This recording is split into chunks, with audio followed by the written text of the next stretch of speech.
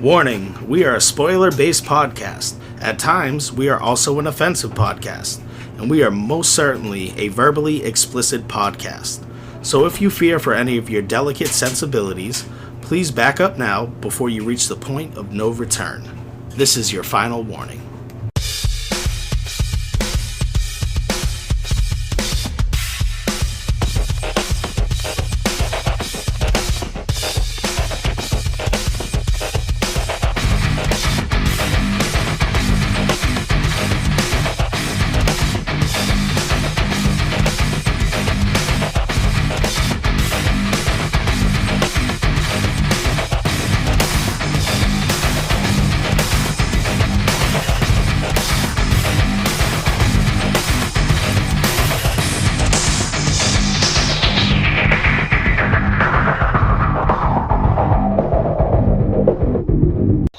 Good morning and welcome to what everybody apparently thinks is the apocalypse. This is another episode of Cinematic Anarchy, and we're doing our end of the year episode in separate corners of our little world here because, well, everybody's fucking freaked out about the coronavirus. So we're trying sort of an audio video setup right now. We're not doing a video recording today, and what we have, I have with me today, Miss B. Yo. And Mr. Omar. Hello, everybody. Who is out in the world braving Target right now. Yes. And so this end of the year episode, we're not going to be really discussing any particular film. We're just sort of going over what we've watched over the year, and we're going to give out our own little awards to certain films and certain people in film. And I'm going to go ahead and start by throwing it out to you guys. Miss B, we'll start with you. Basically, any standout films of the year that we've watched, anything in particular that you enjoyed? Oh my god, what was the name of that fucking Vince Vaughn movie we watched? Brawl on Cell Block 99. Yeah, that shit was fucking amazing. Shout out to Vince Vaughn for that. That was crazy, and it was unexpectedly. That was like an unexpectedly good film. Yeah. I did not expect Vince Vaughn to be quite as powerful a lead actor in that film. I kind of looked at it like a prison film starring Vince Vaughn. He's I thought it was going to be some like stupid, goofy shit like he always does. Well, because we pointed out when we were watching that he kind of plays an a-hole in almost every Why am I censoring myself? What? I don't know, man. He plays an asshole in everything that we've seen him in. This one, he was a tough asshole. Yeah. Yeah, he was. I don't know. That was definitely like one of my favorite movies over the year. Yeah, overall, even if not for the podcast, I really enjoyed that too. Yeah. All right. Well, you took the words out of my mouth. That was the one I was thinking about. Oh my god. So, that's exactly where I was heading. That honestly, like, of all the films that we watched this year, the most pleasant surprise was Vince Vaughn in that movie. I want to say the second one right there, I hate to say it, but it was Spaghetti Man. I know, right? Spaghetti Man was like, it was fucking awful, but it was good awful. It was complete low-budget trash, but you could tell the script was just good enough quality, and they had just good enough actors to make it enjoyable. Yeah. So I was not disappointed in watching what I essentially thought was going to be... It was. Yeah, it was entertaining, I think. It was... Definitely. Because of that, because they got it just right. I believe, and I enjoyed it. It elevated it out of what I was worried was going to be kind of low-level trauma area. Trash. Bottom of the barrel. Bottom. It felt like you had more to say there. I'm not even going to get into drama. Like, we already know that was the worst movie of the fucking year. All right. I don't know. The second and third fucking the camp movies that we watched were Sleepaway pretty bad Camp. Too. Yeah, but they were like on the goofier side of bad. So it's just some of the bad puns that made those enjoyable to watch. Especially the fucking rapist, pedophile fucking counselor. Thankfully, he only survived the first couple of minutes of the first movie. Yeah. So, didn't have to worry too much about him. And, honestly, I mean, they did well in creating a character that deserved to die first. Yeah. Like the other ones, you had to find their bad qualities. This guy was just, hey, we need to kill him off real quick, so let's make him the most deplorable piece of shit that we can think of. Hey, let's make him rapey uncle. Yeah. Yeah. Yeah. Okay. So any pleasant surprises for you, Omar? No? The most, I got... You don't hear me? Yeah, I can hear you. No, we hear you. Don't hear me? I hear you now. Hear me? Oh, okay. Yes. Definitely, I had pleasant and unpleasant surprises. That camp movie was crazy to me, especially because when we were doing, remember that I watched the wrong one? Yeah, I remember. We've had a couple incidents I that. watched the right one. Yeah, over the year, because sometimes I don't listen. Well, I watched it afterwards because the way you guys were talking about it, I got really curious. I love that movie. I really liked of the movies we reviewed, though, that I found to be surprisingly, I'm gonna say, interesting. What was the movie about all the transplants that people were getting, all the surgeries? I can't remember. Repo, the Genetic Opera. I'm sorry, guys. Yes, that one. Repo, that one, I love that. Repo was a fantastic film done by a not-so-great guy. Yeah. Hereditary Well, yeah, was true. fucking top of the line right there. Yeah, I would say Hereditary. Hereditary was crazy. Hereditary was right up there with probably some of my favorite films that we did this year.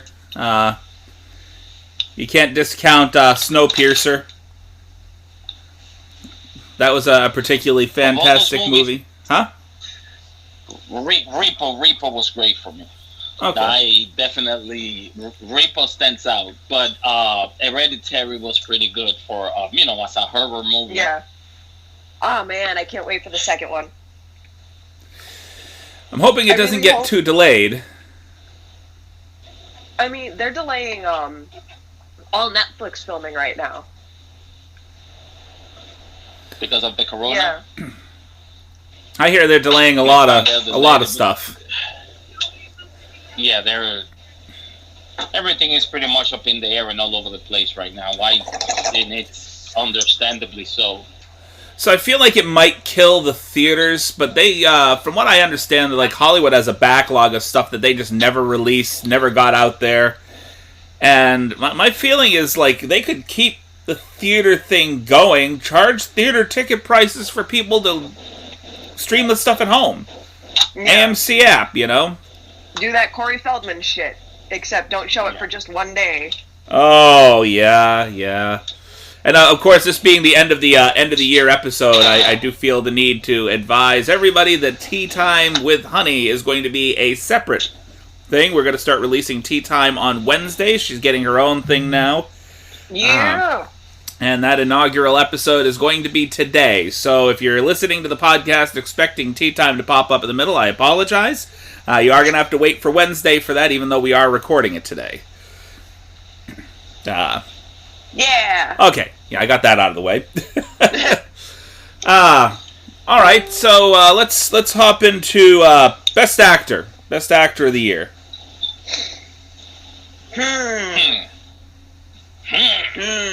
We got a lot of good movies, a lot of actors. See, there's two different categories I'm throwing out here at you. We're going to have Best Actor, but I'm also going to say Most Surprising Performance. Well, I mean, we already have the most surprising performance. Yeah, we already know. We know who that's going to be all over. So we'll get that out of the way too. Most surprising performance. Yeah.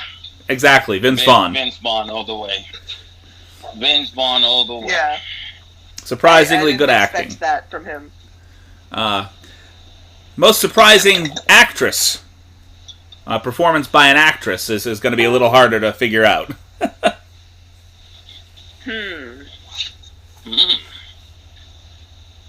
That's a good one. You know, I know all this shit, and then once you ask me what I know, I don't know anything. I would say for me personally, the most surprising performance by a female actor.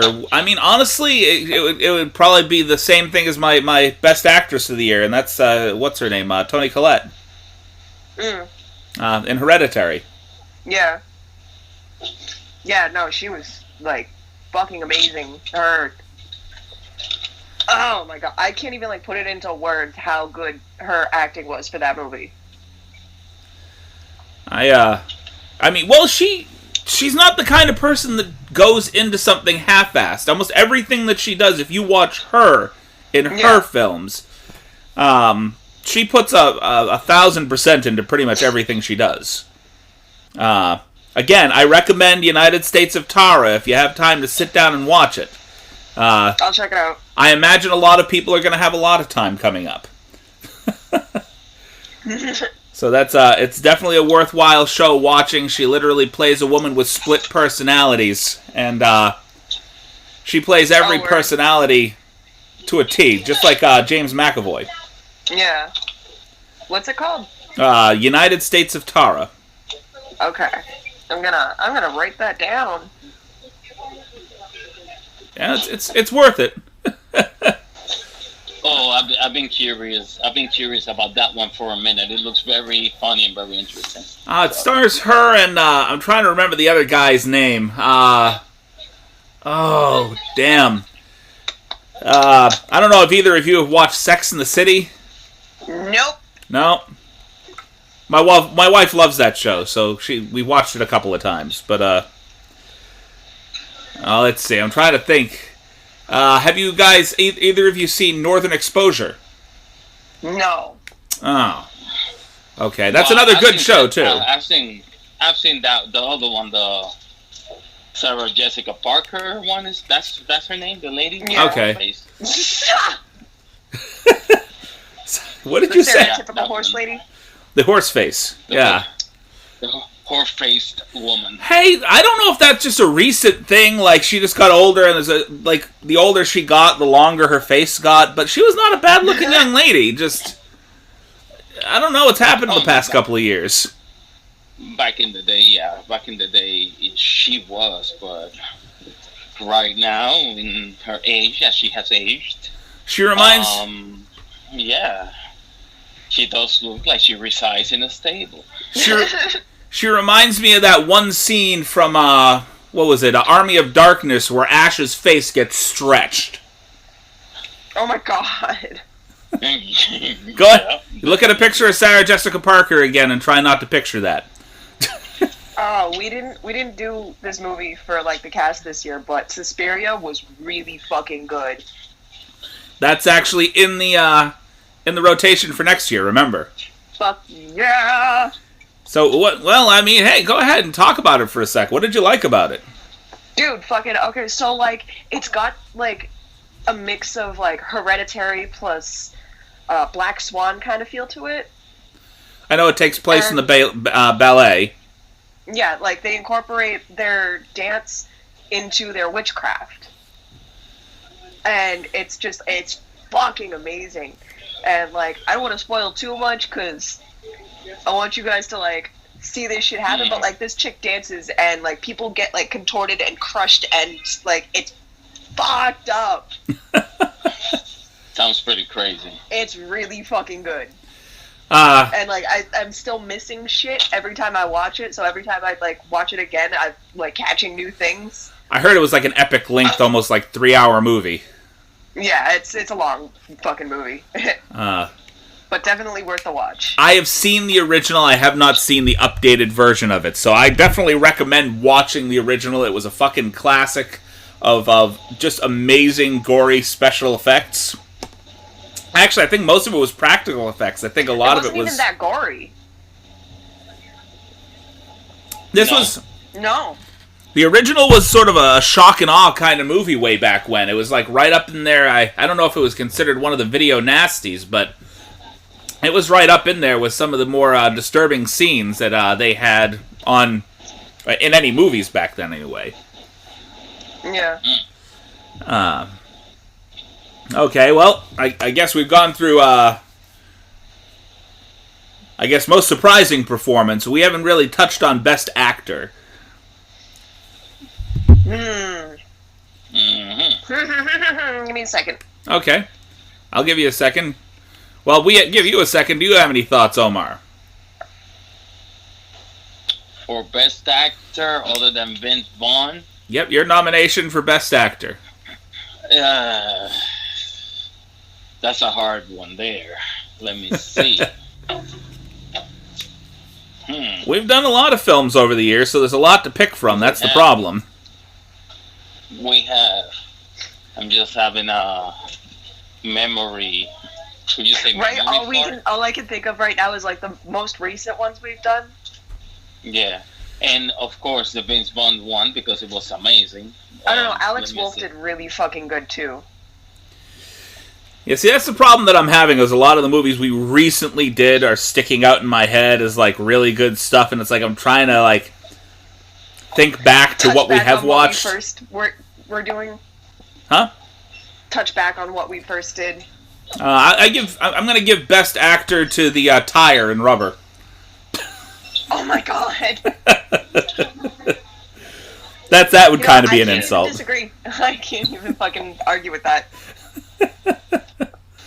I did enjoy who the tire became after that little tricycle. Okay, we're not going to make that the Best Actor. I'm going to nominate that for Best Acting by an Inanimate Object. Best acting by an unhuman. I have never had a tire hold my attention for an entire movie. Never. Yeah, that was pretty crazy. No, we could keep it as Best Actor. I think, I don't know. I vote that it could be a Best Actor nomination. Not a winner, but definitely a nomination. It was good. For me, going back into the films, though, that we've watched, and I'm actually just looking through my playlist for our movie, our podcast here, I would actually have to give my Best Acting performance to Willem Dafoe in Animal Factory. Ooh. Willem Dafoe's always, like, good at what he does, though. So I'm just going by what I have here. Is just that would probably be my favorite acting performances in the movie that I did. Close second would be, oh god, now I can't remember his name. The guy from God Bless America. Oh yeah, hang on. I'm trying to remember his name, but like right off the top of my head, haven't got it. Hold up. Joel Murray. Joel Murray. Okay. So that's my top two right there. Is gonna be Willem Dafoe and Joel Murray. I don't know. For best female actor, I'm gonna have to go with Tara Lynn Barr. That's the young lady in that movie, right? Yeah. Well, dude, I love her. Okay, so you got Tara Lynn Barr. I got Toni Collette. So, how about you, Omar? Yeah, I'm going back into the movies we've done because right now I'm having a memory card. I can't remember anything. That's a fucking mood. Yeah, I'm sorry, guys. This shopping got me crazy over here. So, another great acting from a recent movie. What's the name of that girl on Free Fire? Oh, Brie Larson. Oh, not Free. Oh no, I wasn't thinking of Free Fire. I was thinking of Bad Batch. That girl from Bad Batch 2 was great, but I enjoyed the fact that this was the only girl in an all-man cast, and she basically stood her own with Brie all Larson. these guys. Brie Larson. That is her name. Captain Marvel herself. Yeah. Yeah, right. That's who she is. Okay, now I've got to ask you a serious question, Omar, because when last we saw you, we had discussed both The Bad Batch and Free Fire, and I didn't get your opinion on Bad Batch because you didn't get to watch it. No. So what did you think of that movie? I did watch half of it afterwards. Half of it. Shame. Half. For shame. Oh. And it was good. I loved Keanu on that. And yeah, this is pretty crazy. I had other things to do, so I couldn't watch the whole thing, and I haven't had a chance to get back to it at all with all this virus stuff. Definitely my favorite in that movie. Jim Carrey was insane. Because of how little he said. Yeah. But, like, he's trying to, like, break away from the character that he created himself all these years. Exactly. And that was, to me, was after surprising. So long, he's already talked about it. After so long, you get sucked into this character that you build for yourself, and then you lose yourself in them. And it becomes exhausting and overwhelming, and, like, you can't keep that character up all the time. Nope. He also wanted to, he's taking those steps like Robin Williams took those steps. He wanted to be known for his serious roles, not just his goofy roles. Yeah. And most comedic actors get that way. They do the goofy kind of body-centric comedy for a while, and they want to step away and do other things. I get it. I understand wanting to be taken seriously as an actor, not wanting to be known as Ace Ventura for the rest of his life. With all the silly faces and the mask and all that. Yeah. As much as I want to tell him to stick with what you know, because that's what makes you money, maybe he's already got the money, and now he wants to do something that makes him feel good about himself. I like how you said maybe. The number 23 was not his best serious role. I don't think that it was bad for him, though. No.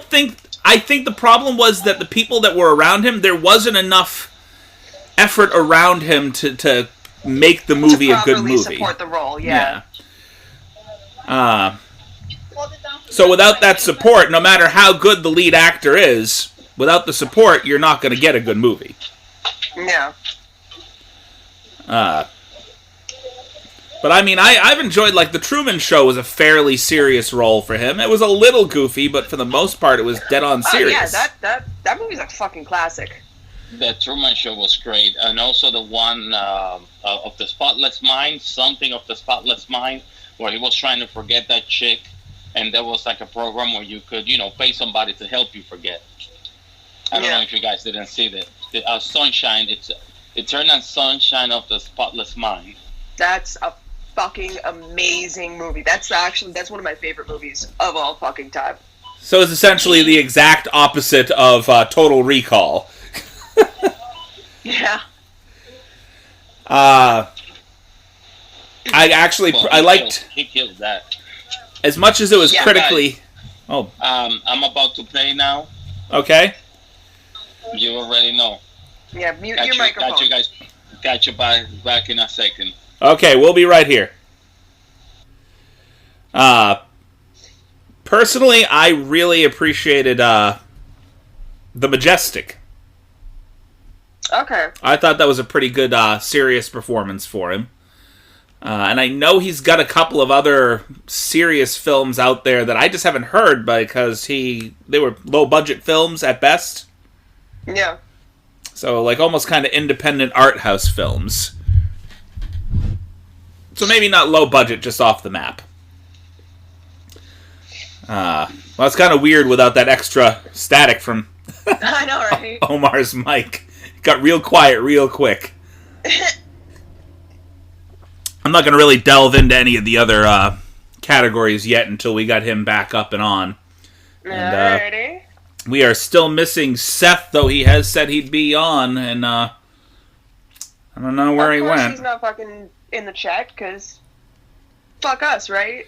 Well, what's going on today is he was supposed to head over to a friend's house. He was actually going to try to come over here, but he has to vacate the house because they're having an open house today. Haha. So his mother is up and selling the home. He's looking to move out, and that's really been why he hasn't been here lately, because he has to prepare himself for the realities of renting on his own. Yeah. That does help us out a little bit, because he's also offered space for us to go when we have a chance. Good shit. Yes. Also, Miss Peyton is looking for a home of her own, and she's been looking for enough space to allow us to visit her to record as well, but that would require us all to get together and have the time to drive all the way up to Manchester, because that's the area that she's looking at right now. Ouch. That's a drive. That is a drive. That is a commitment for the day. I'm not trying to drive up to Manchester for this. So I've got a fun little game we're going to do. I was actually talking about this with you guys, I believe, and I think we could figure out how to do it, but I don't think we have access to the house for a while. I purchased recently the Criterion Collection edition of Kirsten Dunst's movie, The Virgin Suicides. Okay. Have you seen that film? No. That is a fantastic film. It was one of Sofia Coppola's first movies. Actually, I don't know that that's true. I will have to go read the little biography that's inside the movie. I don't think that's true. I just think it was done by her. Anyway, fantastic film, but we had this wonderful idea that we were milling around, and I'm going to give it away on the podcast before we even get to the Bruin View. But I had this idea about doing a little Bruin View thing. We're going to go get a bunch of Dixie cups, and we're going to get a high-proof liquor. And we're going to make Kool-Aid, and inside of each shot of Kool-Aid, half the shots of Kool-Aid, we're going to put a half shot of the high-proof liquor in the Dixie cup. And the other cups are all going to be just Kool-Aid. Regular Kool-Aid, no liquor in it. And we're going to put them on a tray, and we're going to mix them around. And the shots that have the Kool-Aid and the liquor in them, we're going to refer to them as suicides. And the ones without the Kool-Aid liquor in it, just straight Kool-Aid, are virgin suicides. Alrighty. And we'll just go around, and everybody gets a chance to grab a cup and take a drink, and you're either going to get Kool-Aid or you're going to get a shot, basically. So basically Russian roulette with shots. Liquor. Alright. Yes. But something where I'm trying to theme these movie nights to whatever we're watching. Yeah. Now that you mentioned Russian roulette, we should get one of those spinning trays, the trays that spin. I mean, you're not going to spin it super fast. Just give them a little spin. Right, yeah. Not even the person that prepared the drinks will know which is which. You're referring to what they call a lazy Susan. What? They call it that? I always knew them as spinning trays. They call it a lazy Susan. It's Lazy a technical name for it. Lazy Susan. And, yeah, so that's what it is. You'd put everything, what you're talking about is putting everything on a lazy Susan and then spinning it around. My eldest has offered to mix the drinks and then mix everything up so we don't know what's what. That way, nobody that's in this room would actually know what's on the tray at any given time. Yeah. Okay, now what I'm going to do... that should end poorly for me, because I'm not a big drinker. I do have to walk out of the room for just a moment, but I'm going to leave you guys to talk film amongst yourselves. I'll be right back. All right. Talk amongst yourselves. Keep in mind, we are live on the mic, so keep up as much chatter as you can. Live on the mic. We are live on the mic. I don't know, man. I really like We Still Kill the Old Way. I really, really liked We Still Kill the Old Way. We Still Kill the Old Way was crazy. And you should see... a really good fucking movie. That was like fucking... some Goodfellas type shit. Yeah, like some British Goodfellas. That's what kind of like what my sense of it was. But they kind of went around the whole topic of avenging somebody's death and the fact that it was a fictional story. I think they could have made more for it, but it was a pretty good film. Yeah. Are you hearing the wind? Yeah. I hear the wind. I hear the cars passing. I'm sorry. Yeah, it's fine. Chris is gonna have a heart attack. Battle Royale was really fucking good too. Yeah, Battle Royale was crazy. Like I remember reading the book when I was like in middle school, high school, and like it's fucking good. We still need to do the second Battle Royale movie. We do. Battle Royale was pretty crazy.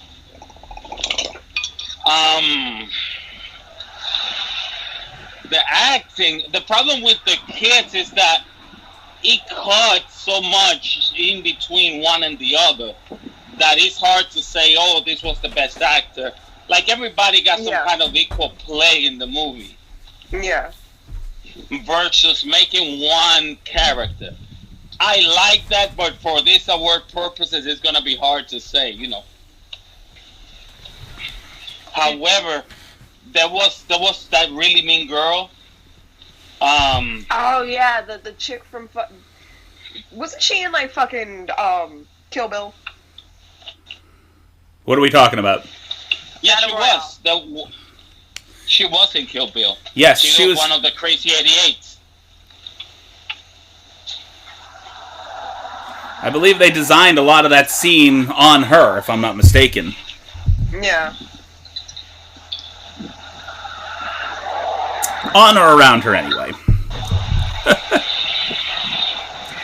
And that extra... Sorry, that extra bit of static you're hearing in the background is Omar. He's making the walk home from Target. Yeah, I'm sorry, guys. It's perfectly all right. We're working out how to do this. It's a little less social because we're not all in the same room, kind of looking at each other and talking at each other. We're talking to a screen, which also makes it a little more difficult when the dog comes scratching at the door, which is why I had to go duck out over here for a minute. All right. I am a fucking idiot. Go ahead.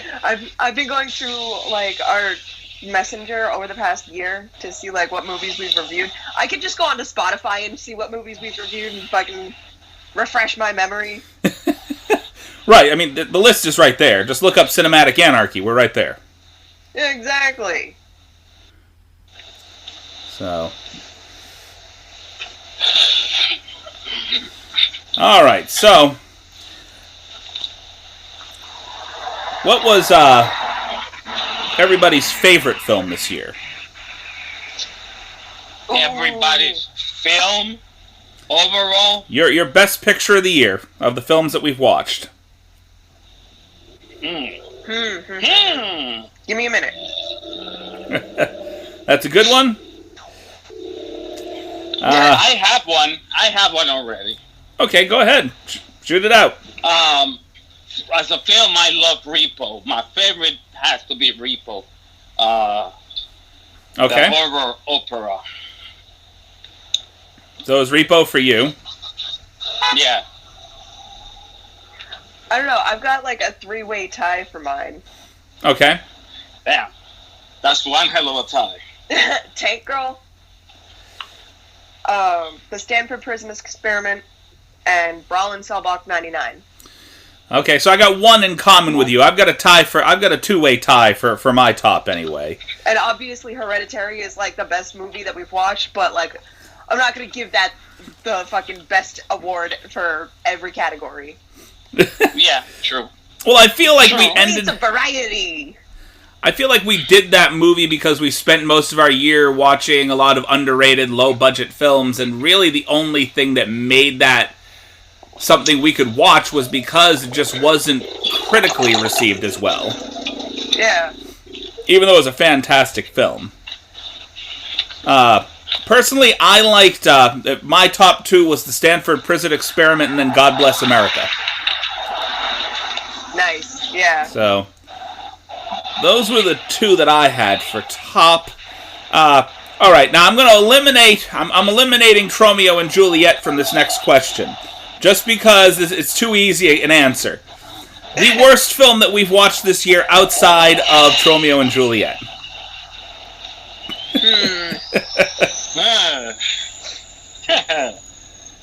Because throwing Romeo and Juliet in there, everybody's going to say that. What was that? So we're looking for the worst film that we've watched this year without considering Romeo and Juliet.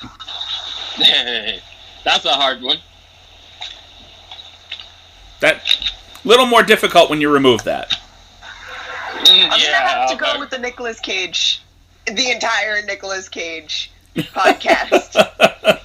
Just that whole podcast. The entire Nicolas Cage catalog. Yeah, like the whole fucking category, just all of that. That was the worst. Okay, so Nicolas Cage for you. There was one movie that he did that I enjoyed, but I felt like they should have casted like Keanu Reeves for. Yeah. It was Lord of War. Okay. I want to say for me, probably the worst movie we watched this year, and in all honesty, I'm taking another stab at Troma. Even though I love Troma, the worst movie that I feel that we watched this year was Surf Nazis Must Die.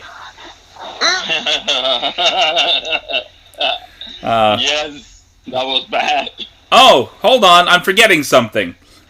It wasn't Surf Nazis Must Die. The worst film that I watched, God bless him for being in this movie, Paul Walker, Tammy and the T-Rex. Oh my god. Oh yeah, I remember that. That was by far one of the worst films. Yes. I love the fact that I spent the money that I did on it, but for Christ's sake, that was horrible. It was pretty bad. It was bad. Bad special effects, bad acting. I don't know, John Dies at the end was funny, but it was bad. It was bad. John Dies at the end was horrible. It was pretty spot on with the book, though. Yeah. A little pared down, but I mean, that was a hard concept to turn into a film.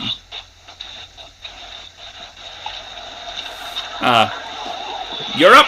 Go ahead, Omar. Oh, am I too late to put in another nomination for Best Actor? I forgot. Go for it. Go ahead. That movie we watched with Henry Rollins, that he's a cannibal. Oh, he never died. Henry Rollins was amazing in that. Where he played Kane. Yes. That was episode 46. Was anybody else part of that? I think that was just me and you, Omar. I believe so. I don't think I was part of that one. Yeah, Henry Rollins. I mean, to me, Henry Rollins can do no wrong in my book, but still, he did very good. He never died, yes. He never died. Yep, he never died. The immortal cannibal.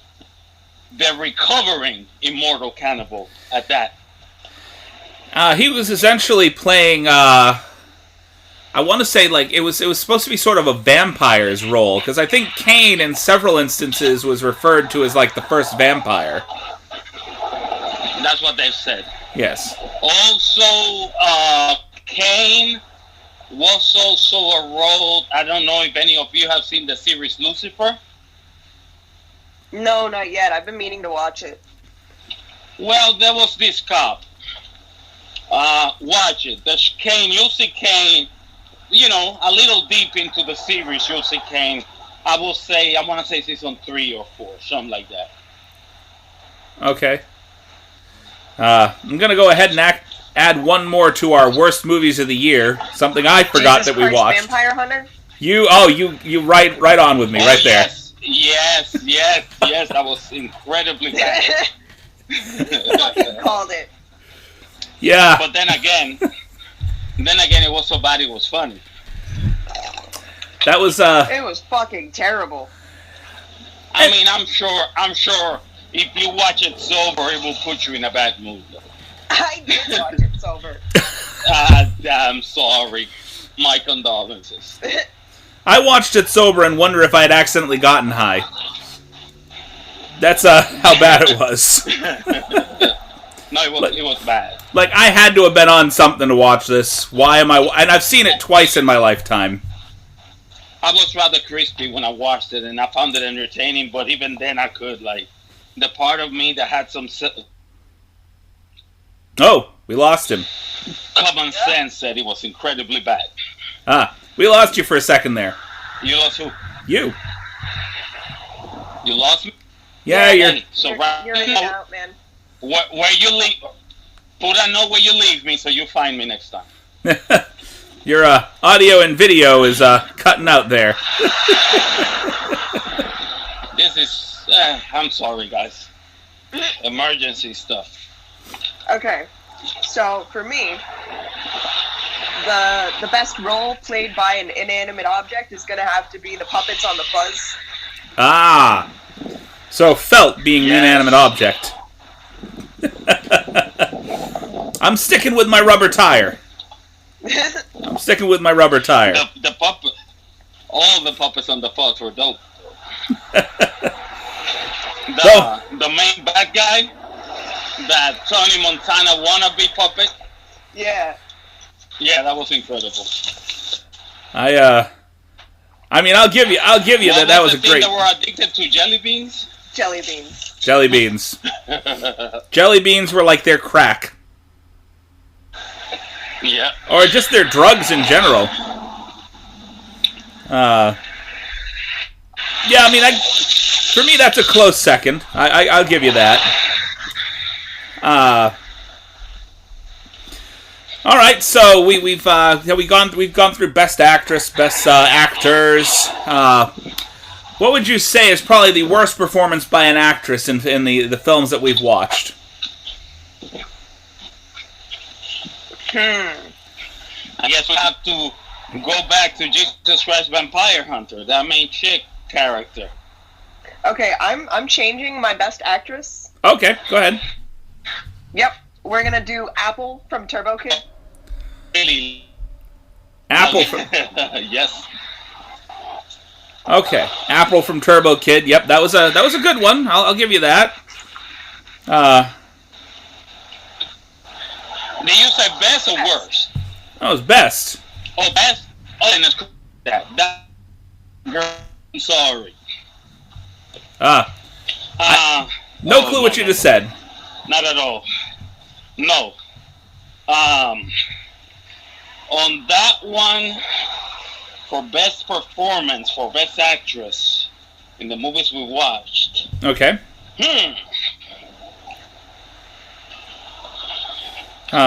Yeah, I have to give it to Toni Collette. Yes, Toni Collette. Oh, I'm sorry we talked about it before, but I can't really think of anybody that did it better. Yeah. Yeah, I pretty much had Toni Collette with a very close second being the young lady from God Bless America. Yeah.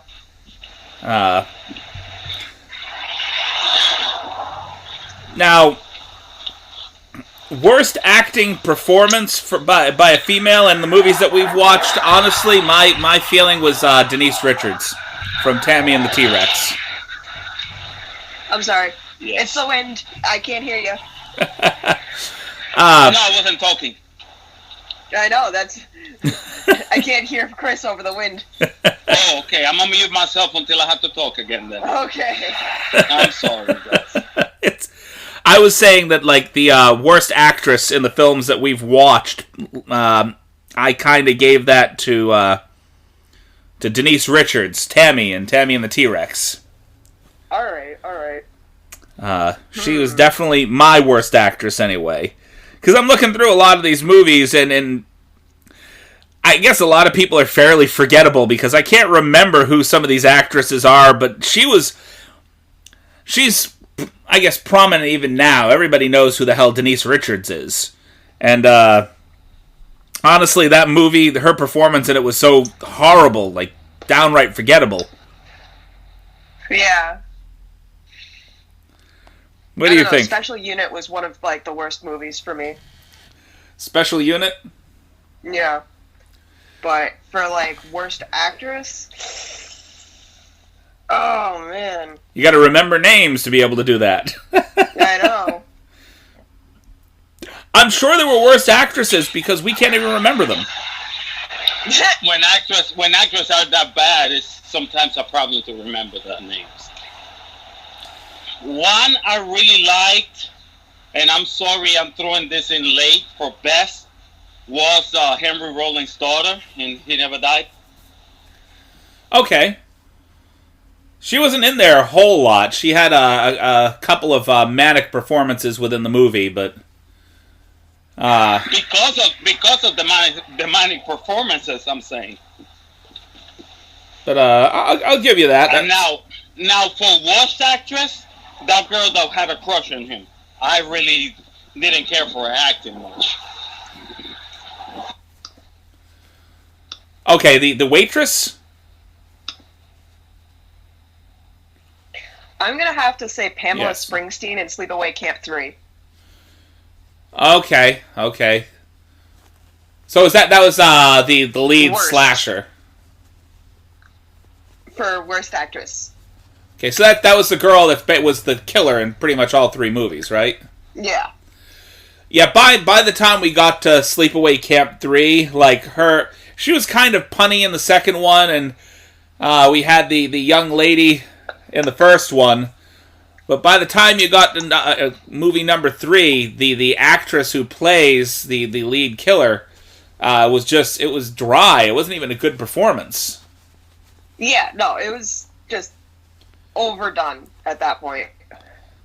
I like my killers silent. Take a clue from Michael Myers and Jason.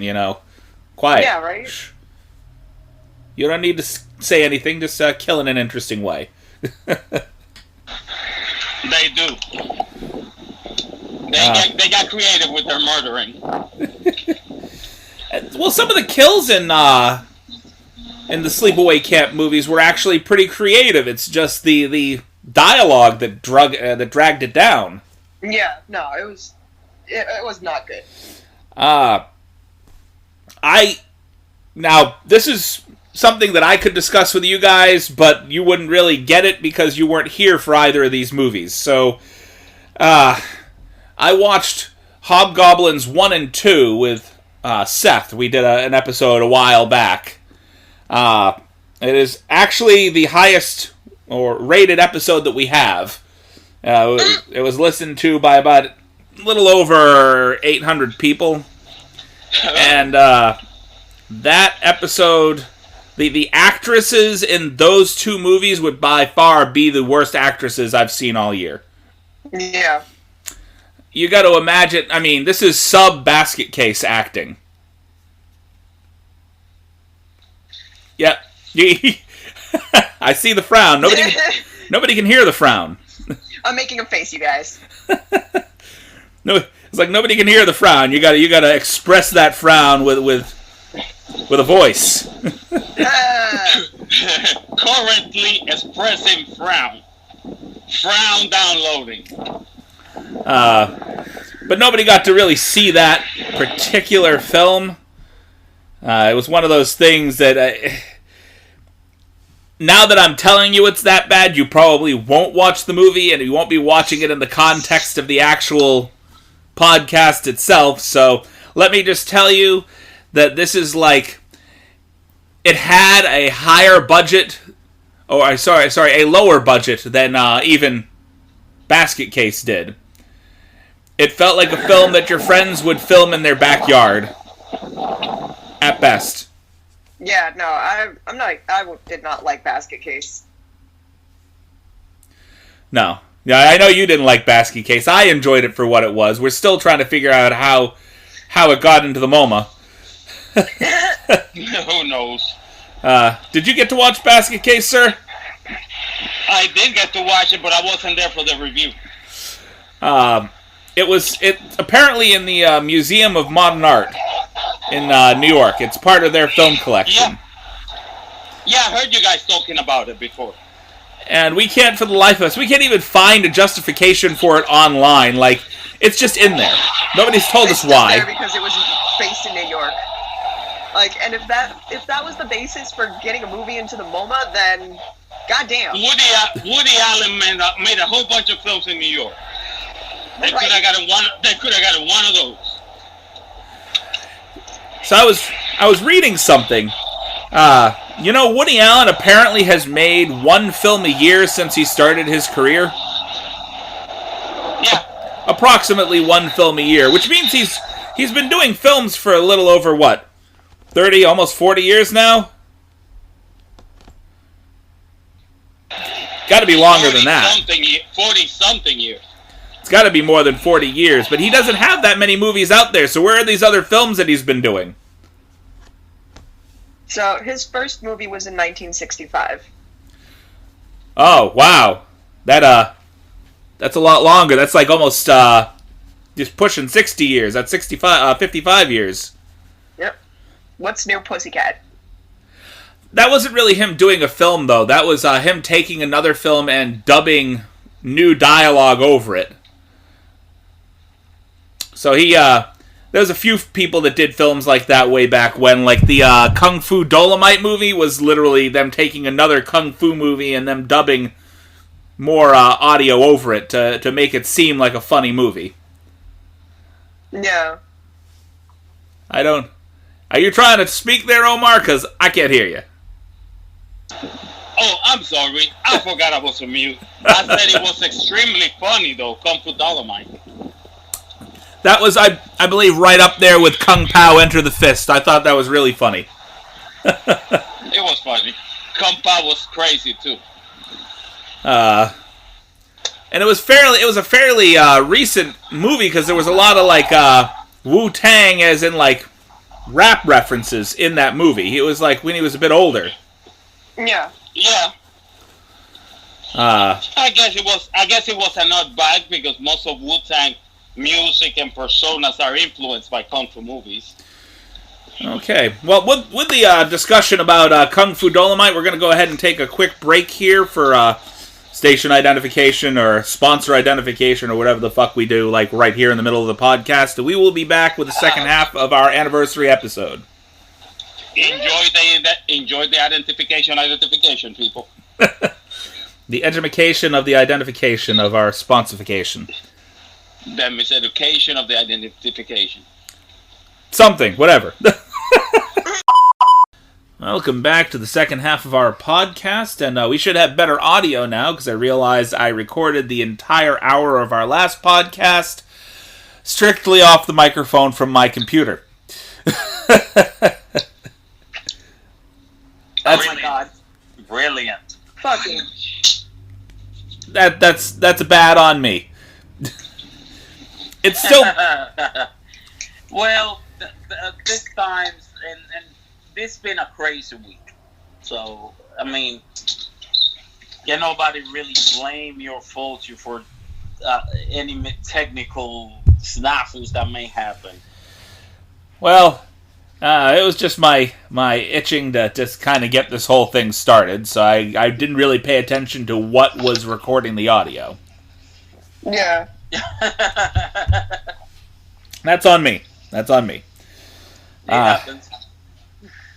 So we decided to wait it out for a second, but Mr. Zeph is not here at this point. He may jump in kind of randomly near the end of the podcast, but yeah, it's getting late, and we got another segment. He's taking his sweet time, and I got to pick up my baby. Right. We got another segment to record after this, so we're going to quickly go through the last few things for our podcast. We have a few other categories we'd like to discuss. If you'd like to start us with the first category. Alright, so for first category, we're going to go with best fight scenes. Okay, best fight scenes. What do you guys feel? Scott Pilgrim takes the cake. Like any of those fight scenes in that movie. Scott Pilgrim is a fucking basically take it. Great movie. Any of those fight scenes. I'm going to have to go with Snowpiercer or the very end of God Bless America, but like Snowpiercer's definitely taking the cake for me. I feel like Snowpiercer was a fight scene from beginning to end. Yeah, it was. Like the entire fucking movie. It was one very long fight scene. Yeah. That shit takes it for me. For me, and this was actually prior to us actually bringing you onto the podcast, Miss B. We did a couple of episodes really close to the beginning. The first two. And the first episode that we, second episode that we did was based off of a movie called Mayhem. And in all honesty, for me, some of the best fight scenes were within that movie. They had some really good, like, just inter-office fight scenes where everybody was just going fucking nuts. And so, in all honesty, I think those were my favorite fight scenes of the year. Alright. Alright, so for the next category, we got Best Practical Effects. Best Practical Effects. Okay, so that's just basically effects on hand. There's a few movies that I could talk about best practical effects. Repo had actually a lot of good practical effects.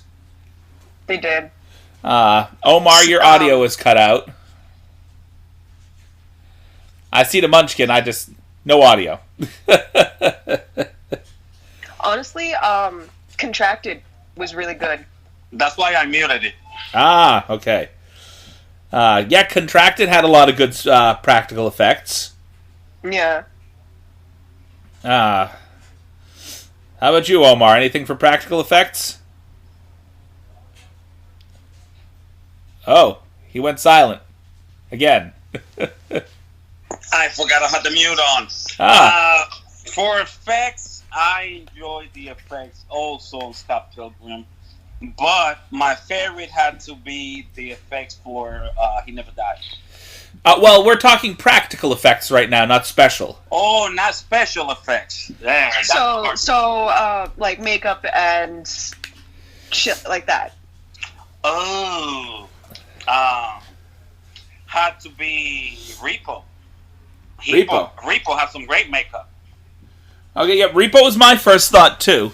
Though now that I'm thinking about it, there was a lot of good practical effects in Turbo Kid. Yeah. They did have some crazy stuff that they came up with. Very, very creative. So yeah, you mean that the blood spatter that they did for Turbo Kid, that was a very gory movie for what it was.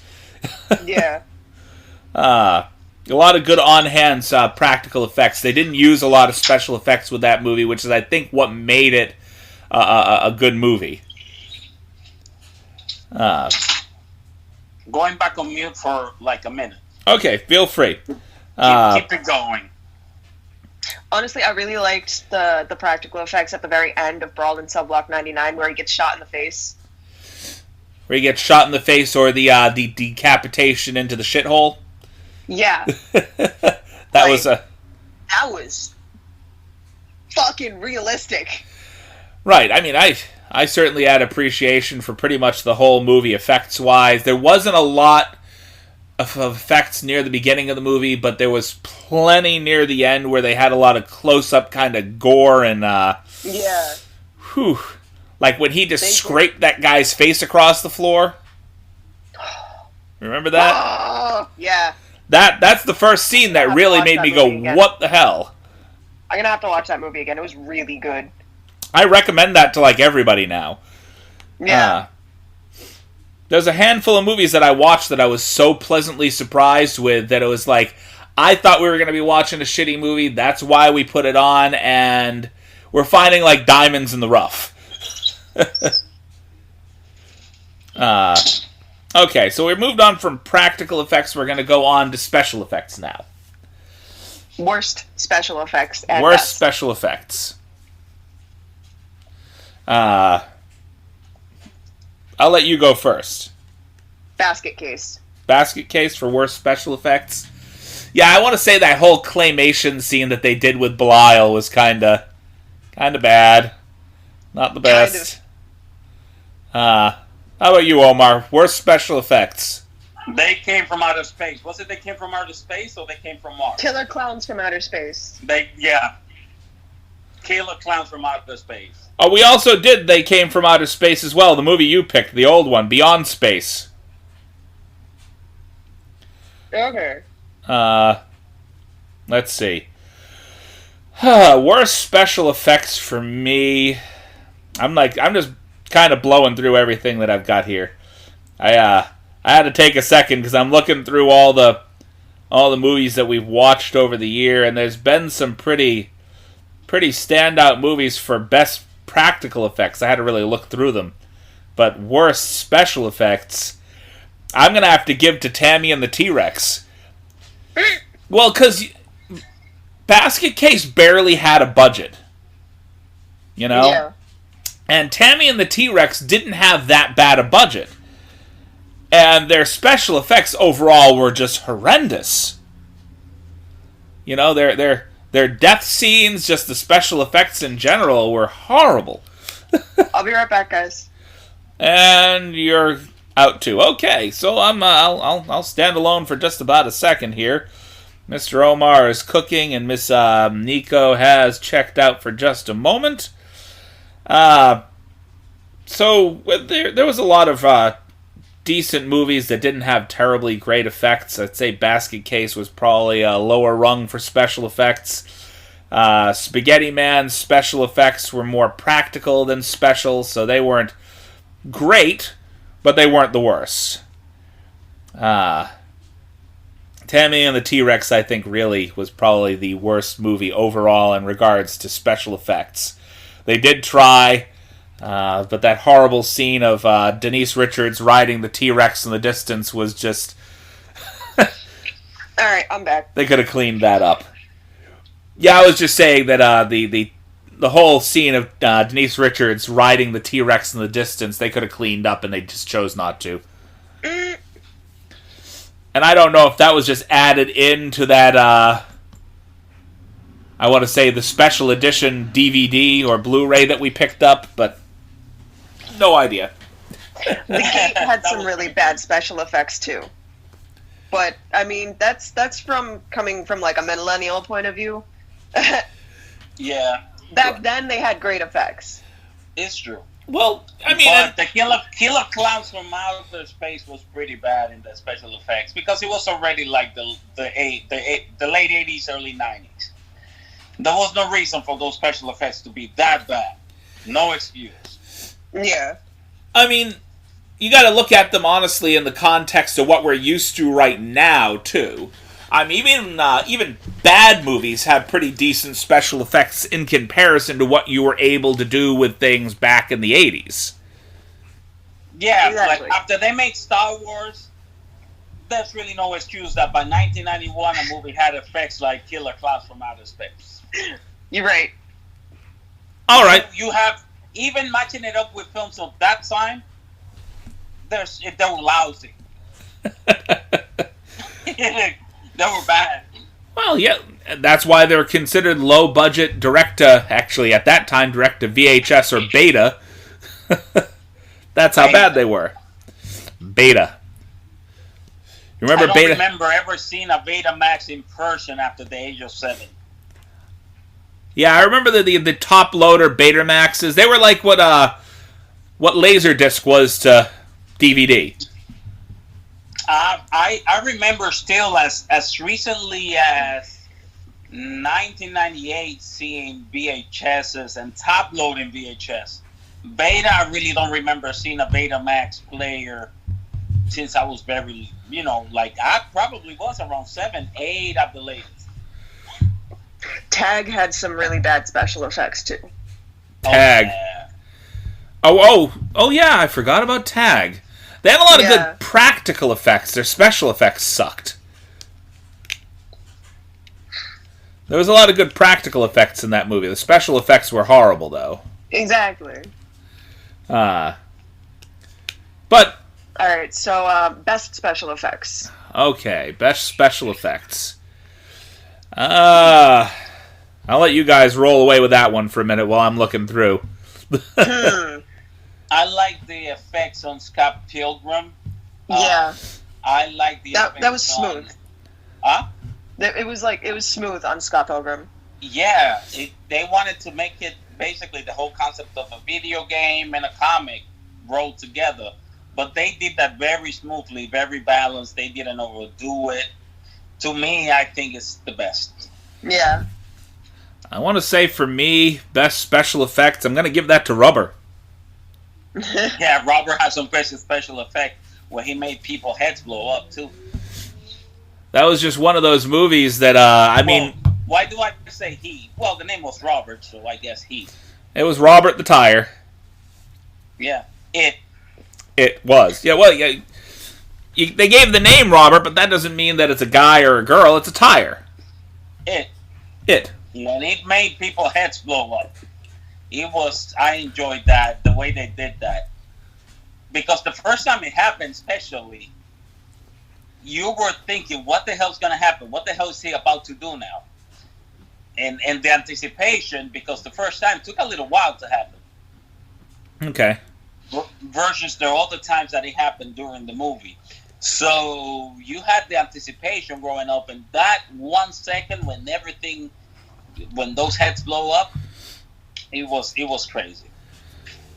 But honestly, I'm gonna have to give it to Snowpiercer again for special effects, for like everything outside of the train. Right. And that one scene with the sniper from train window to train window. Yeah.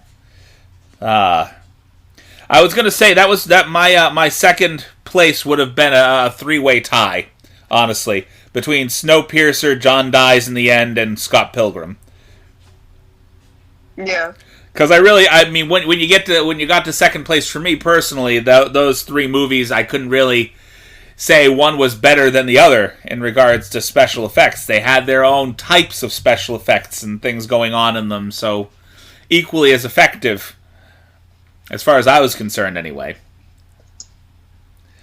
All right, what's the next category? What do we got next? Our next category is most disturbing movie. Most disturbing movie. I mean, we already know. The one movie that nobody fucking... that we bring up every single fucking cast. The one that should go unmentioned for this time. So our most disturbing movie... Okay. Go ahead. So, it's obviously Romeo and Juliet. But, I don't know, Slither was pretty fucked up. Slither was crazy. They had some fucked up things near the end of Slither, I'll give you that. And that one scene... Of all the things, if we're not talking Romeo and Juliet, that one scene in Hereditary, the one scene in Hereditary where the girl hits the telephone pole. Oh, okay. Now, for Hereditary, for me, I think it would have to be that whole scene where like she's sawing her head off with the glass, or the guy standing naked in the darkness in the guy's closet. That was pretty disturbing. That scene is probably more disturbing. That whole movie is really that disturbing. scene is probably more disturbing than all of the other scenes put together, except for whatever happened in Romeo and Juliet. I mean, yeah, Hereditary is extremely motherfucker. Fucker of mothers. Uh-oh. Sorry, my phone's dying. Okay. Equipment's starting to fail for a moment there. Plugged in. Good. But, yeah, no, Hereditary, like, it was disturbing because, like, there's no gore, there's no any of that. Like, Freda was just telling me this right now. There's no gore or any of that, really. But, like, it's all psychological. So yeah, I want to say, like, concept-wise, I want to say Tromiette was probably more disturbing for me personally. Yeah. However, if we're just talking about, like, they're both equally disturbing, but for different reasons. Both Hereditary and Romeo and Juliet. Yeah. Hereditary is the good kind of disturbing. It's one of those movies that, like, oh my god, I need to watch that again. Whereas Romeo and Juliet was disturbing for the kind of reason that, oh my god, I never want to see that again. Yeah. Or, maybe give it as a joke gift for someone and say, hey, this is a great movie, go ahead and watch it.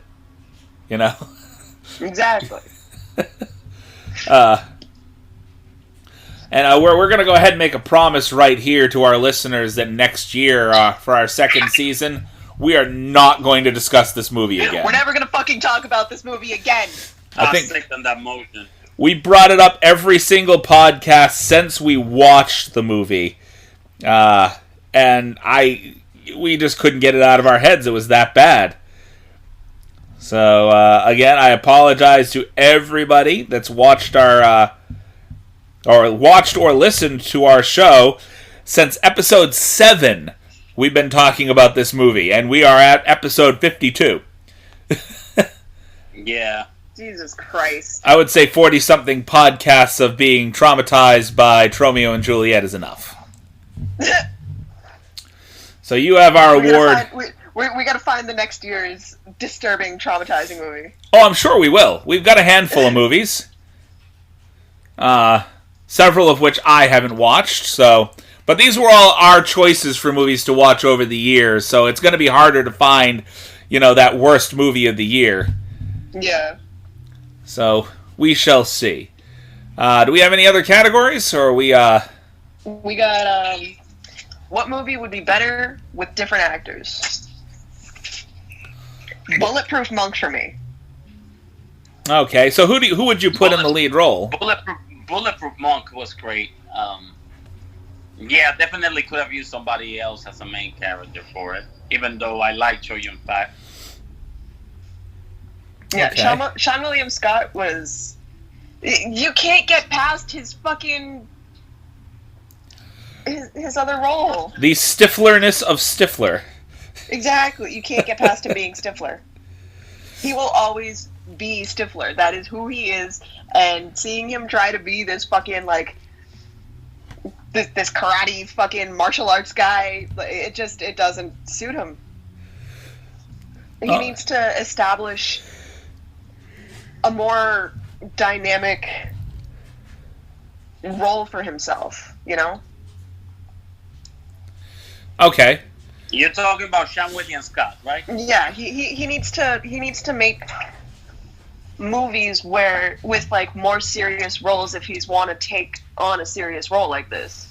Yeah, it was an extreme leap from what you used to seeing him on to this. Yeah, and you can't see anything about him besides Stifler. I agree. I kind of agree that he hasn't really ever, honestly, ever pushed himself as an actor as far as I can see. Or maybe he just doesn't have that kind of acting prowess that can allow him to be a different guy in his roles. Yeah. He's not a method actor by any stretch of the imagination. He's more of a comedic actor than anything else. He relies on his sarcastic attitude. Yeah. And he's very good at that. And can't take that away from him. But yeah, he was a little off on that. Bulletproof Monk. I feel like Basket Case could have been better too.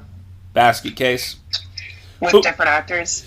And anything with Nicolas Cage. But it's not the fact that anybody else needs to be replaced. You just want to take Nick Cage out of it. Exactly. Yeah, no, anybody else did great in most of Nicolas Cage's movie. Okay. Face Off, John Travolta saved it. Yeah. Agreed. And Giovanni Ribisi. Though I want to say, Face Off was probably the only movie that I can look at and say Nicolas Cage, that kind of acting that he does, the overacting kind of fit that role. Yeah, for that, yes. It was an overall. Why would you overact in, say, Gone in 60 Seconds, for example? Yeah, you didn't need to. No need. That was totally unnecessary. And every time I see that movie, I think of anybody else that could have done it. I can think about 5 guys right now that could have done it at that time. There's quite a Same few with actors. Ghost Rider. Ghost Rider. It's one of those movies where everybody else was great, but it's the lead that kind of dragged the movie down. Exactly. My movie that would have been better with other actors in it. I would like to take Jesus Christ Vampire Hunter. And I want Jesus Christ to be played by Terry Crews. Oh my god, yes. Jesus Christ Vampire Hunter starring Terry Crews. Which, by the way, there is a movie that recently came out with Terry Crews in it. It's available on Vudu that I really am itching to watch, and I purchased it, but I haven't gotten to watch it yet. He did a modernized version of John Henry.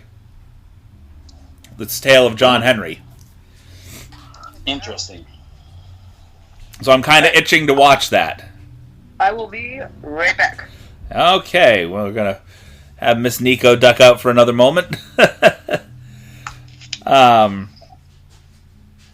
Oh, and Mr. Omar, did you go away too?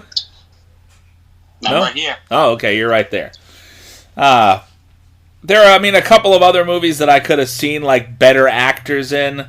I wouldn't replace anybody in Rubber at all, because I think that movie was great just for what it was and the people that were in it. I thought you wanted to say. I thought you was gonna say, like, you could have basically gotten a white wall tire for Robert. Yeah, replaced him with a white wall tire. Yeah, but we don't want to whitewash the movie. You don't want to do that. I think that Animal Factory might have been a slightly better movie with somebody other than Edward Furlong in it. Definitely. I definitely could have replaced him in Animal Factory. I don't think anybody else there we could have taken out, but him definitely. True. And as much as I love Tank Girl, the movie, I think that somebody else as the lead villain would have been more intimidating. Oh, I really wish Miss Nico was here for that one. Who was? Well, we can bring her in when she comes back. Who was the lead villain there again? Oh God, Malcolm McDowell. Yeah. Oh yeah, definitely. Don't get me wrong. And Sam Rockwell for that. I love Malcolm. I heard that Tank Girl thing. Don't get me wrong. I heard you. I love Malcolm McDowell, but I did not like him in that movie. I agree. I think that we could have gone for a better lead actor for the villain. I would have wanted. I like Sam Rockwell for that. Well, not back then though. Sam Rockwell was too young back then. Oh well, you're right too. You're talking early '90s. And I'm now thinking of someone else too. I would have honestly liked back. Who was the guy's name, and he keeps just slipping my memory. Back not Edward Furlong. Tinker Tailor Soldier Spy. Who was that? Benedict Cumberbatch? Ooh. No. No. He would have been too, but Am I thinking something else? No, I'm thinking about something else. Honestly, I'm not gonna lie, I kind of really would have liked to see Willem Dafoe. Willem Dafoe, or honestly, if we're talking mid-90s villains with a lot of charisma. In the Batman movies. Batman? I keep forgetting this guy's name. He did Commissioner Gordon in, I think it was in The Dark Knight. Oh, Gary Oldman. Oh, yes. Gary Oldman is a great actor. Him. So he would have been amazing. If we were talking somebody along the level of Malcolm McDowell back then in the 90s with sort of a powerful presence as a villain, I like Michael Ironside. Ooh, yeah. Jeremy Irons, too. Jeremy Irons. But like Malcolm McDowell, I don't know what was going on back then, but he played that really goofy. Yeah. Probably was meant to be a goofy villain, but it didn't convince me. His performance in that was about as off-putting as what's his name from Dennis Hopper when he was in the Mario Brothers movie. You know who I like for that role too? Oh my Danny God. DeVito. Danny DeVito would have been a great villain for Tank Girl. I couldn't take him seriously. No, well, you couldn't take Malcolm McDowell seriously either. Yeah, but like I can't take Danny DeVito seriously for that role just because his character from It's Always Sunny. This is going to sound really bad of me to say this, but I nominate Danny DeVito as the guy to replace Mini-Me if they do another Austin Powers movie. Oh my God, yes. without Vern Troyer there anymore, I think that might have been fun. Yeah, that would have been fun. Okay. And that bloop that everybody heard is Seth chiming in. He's gotten to a place where they barely have white Wi-Fi. So he might check in, he might not. We will see in a moment. But we're nearing the end of the episode anyway, so if he's in, he'll be in for tea time in a few moments. Well, that's fine. I sent you guys the link for the movie and shit for the tea time. Yeah, and honestly, I didn't get a chance to watch that at all. Honestly, dude, don't even worry about it, because, like, it's no new information. So, It is true. and I really feel... do we have anything else for categories, or was that the last? I think that was the last one. Uh, I mean, unless you guys want to bring up something else. Love scenes. Love scenes? Oh, man. We didn't watch a whole lot with decent love scenes. you know what? Had a very Okay. good one. Instead of love scenes, how about love connections? Love connections. That seems a little... Best and worst love connections for the year. Tank Girl and Booga. Scott Pilgrim, the girl and Scott Pilgrim too. Hold on a minute. Is that best or worst for you, though? Best. Okay. So Tank Girl and Booga for best. I'm going to nominate the Apple and the lead guy from... Oh, yes! They were kind of a relationship, but not quite. I mean, You he felt... loves her. Right, you felt a lot of romantic tension throughout the entire movie, but they never really established it as a relationship. Yeah. Uh, I mean, Homeboy was willing to die for this android, so... Okay. So Homeboy was willing to die for this fucking android, so he loved her. Well, she was very charismatic and very likable the entire time too. So, I'd say that's probably one of the best connections. If I had to come in with a close second, I would say it was the relationship between Vince Vaughn and Jennifer Carpenter in Brawl on Cell Block 99, which is again a movie I recommend to everybody listening. Everybody. Don't put that aside just because he happens to be in it. Yeah, no. Definitely, like, an underrated movie by far. We lost Omar for a moment, so I'm reluctant to pop onto the bad stuff yet. But, Let me see. let's see. Any other positive relationships we enjoyed? Oh, and worst relationship between two leading characters. Actually, another good relationship between the two leading characters, which was probably the best part of this film, was Brie Larson and the lead thug in Free Fire. Yeah, I liked their relationship. That was mad cute. The banter between the two of them was probably the best. Worst, we lost Omar altogether, audio and video. Nope, I can still see his ceiling. Never mind, I can still see the ceiling. Personally, okay, worst relationships. We'll move on, we'll let him chime in when he comes back on. Technically, it's not even a relationship. It's more of a fucking stalker type deal, but, Repo. Between who? Between this girl, Alexa Vega, and the fucking, the creepy... The creepy dude. The creepy dude. What's his fucking name? Hold up. You're trying to figure it out? Dude in Repo. Creepo in Repo. The Creepo and Repo. That's him. Terrence Zunich. Terrence Bogard. Was that the guy The that she's... grave robber. The grave robber, okay. The guy who basically directed the movie. Yeah. Okay. Alexa Vega and the grave robber. I can't stand it. It's so fucking creepy. Before we continue on, do you have any best relationships there, Omar? I like the Scott Pilgrim one. I enjoy because of how awkward it was on He Never Died. The Okay. guy, Henry Rollins and the waitress. It was very awkward because it really, kind of but really didn't care. But she was like head over heels for him. Okay. So for To me, I enjoy. It was entertainment to see that interaction. I don't know. For me, I had a couple of worst couples. I would say the lead villain and that boy in Sleepaway Camp. Definitely one of the worst couples, considering she beheads him at the end. So, by the way, the worst Honestly? talking about Scott Pilgrim is Scott Pilgrim and the Asian girl. I was talking about. Okay. Honestly, I think that the Scott Pilgrim relationship is actually really toxic.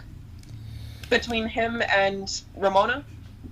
Yeah, I feel like that was very toxic. It was pretty toxic because he had to jump through all these hoops.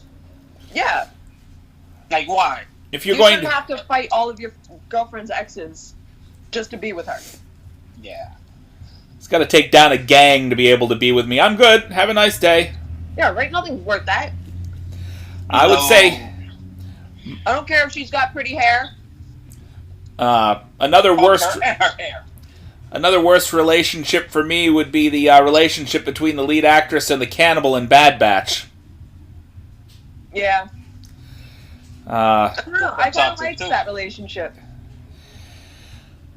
I still have trouble getting around the fact that I get it. I know why he did, but he ate your arm and your But leg. his wife just died by her hand.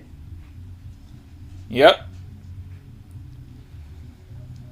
So I mean, I don't understand the relationship there. I didn't particularly like it. Yeah. I thought it was really cute towards the end, but she killed his wife. Oh, Didn't tell him. another best relationship for me. Robert the Tire and the actress in Rubber. He was in love with her. That was his crush. It was a very unique relationship. Yeah. Who pictures the relationship between me and these filters here? He's turning yourself into Indiana Jones with the filters there. I don't know. I got curious. Sorry. I also think another bad relationship Categories? between the lead actor and actress from Contracted. Ugh. I'm sorry, the maggots on the vagina. That was just I was done. Woo! Dude, she treated him like fucking shit the entire movie, and then all of a sudden, now that she's fucking diseased, she's like, "Oh, here, let me fuck you." Like, Oh bitch. yeah, the one he contracted. That was Yeah. crazy. I Okay. remember that. Yeah, at the very end. And I feel like that's a lot of that's how a lot of relationships go these days. Like this bitch fucking keeps curving the guy that's in love with her and this and that, and like he's not even a bad fucking guy. Yeah, he was a good dude. He was a But- good he was a sweetheart, and he just wanted her to be fucking happy. And But then you gotta understand, she gets dumped. You gotta understand. It's kind of like mimics reality. Girls wait till they're no longer hot to give a good guy a chance. Exactly. Like fucking. Well, no, not always. I'm really But liking this. but women these days, like, I'm all for empowering women. Don't get me wrong. Yeah. But we can be fucking scumbags. Yeah. I think that my problem there is, I mean, it's about a 50-50. I've seen some women with their head on straight. And, okay, yeah, I'm Omar's sorry. an anime character. Nobody can Hold on. see what Omar's doing right now, so he's just cycling through all the You're filters. Lucky I just screenshotted that, bitch. That's going on the page. You send that to me. That is definitely going up. And I'm better than you now. That is definitely going up. This is gonna be your look from now on.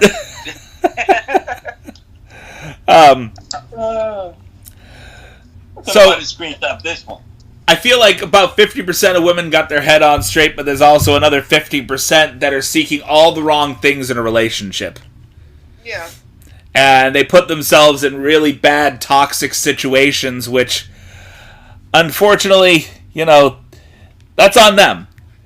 You know, you put yourself in the situation, get yourself out. You want to give a chance to a decent person, go ahead. You want to give a chance to the next asshole who's going to screw you over, that's on you as well.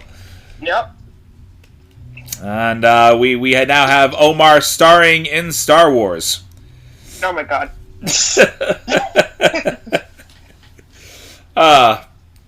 So I'm going to give one last category before we head off and into the sunset for our first year. Best platonic relationship. Oh, that's a good one. I don't know what to do with that last filter there, Omar. What was that? This one? Oh, okay. Was that the witch? That's a witch. Something. From Snow White, I think. It was something. He's just cycling through the filters. If we were actually recording this for the podcast, that would be fucking fantastic. Just Omar going through the filters while we're trying to keep a straight face. Time. I have no problem putting filters on this. So, have you got any contenders for best platonic relationship? That's